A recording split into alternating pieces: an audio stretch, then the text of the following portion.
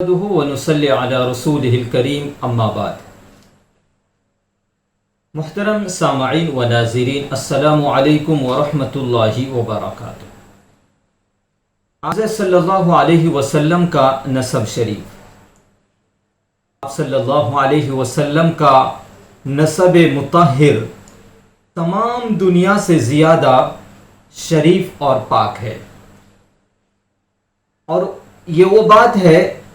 کہ تمام کفار مکہ اور آپ صلی اللہ علیہ وسلم کے دشمن بھی اس سے انکار نہ کر سکے۔ ابو سفیان نے بحالت کفر شاہ روم کے سامنے اس بات کا اقرار کیا، حالانکہ وہ اس وقت چاہتے تھے کہ اگر کوئی گنجائش ملے تو آپ صلی اللہ علیہ وسلم پر عیب لگائے، لیکن اللہ تعالی نے ہمارے نبی محمد عربی صلی اللہ علیہ وسلم کو دنیا کے تمام انسانوں سے زیادہ اعلیٰ اور بلند مقام عطا فرمایا ہے۔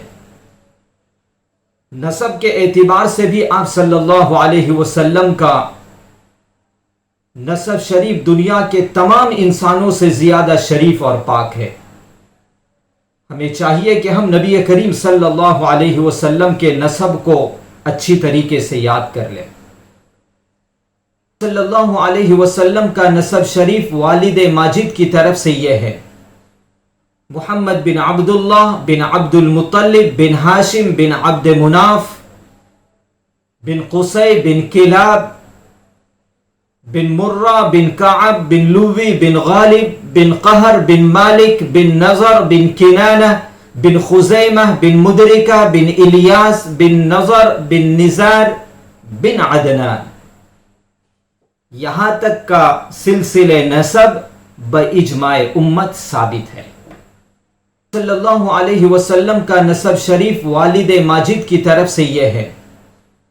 محمد بن عبداللہ بن عبد المطلب بن ہاشم بن عبد مناف بن قصی بن کلاب بن مرہ بن کعب بن لوی بن غالب بن قہر بن مالک بن نضر بن کنانہ بن خزیمہ بن مدرکہ بن الیاس بن نضر بن نزار بن عدنان، یہاں تک کا سلسلہ نسب باجماع امت ثابت ہے۔ اور آپ صلی اللہ علیہ وسلم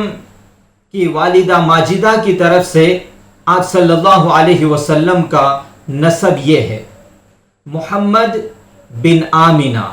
بنت وہب بن عبد مناف بن زہرہ بن کلاب۔ اس سے معلوم یہ ہوتا ہے کہ کلاب بن مرہ میں آپ صلی اللہ علیہ وسلم کے والدین کا نسب جمع ہو جاتا ہے۔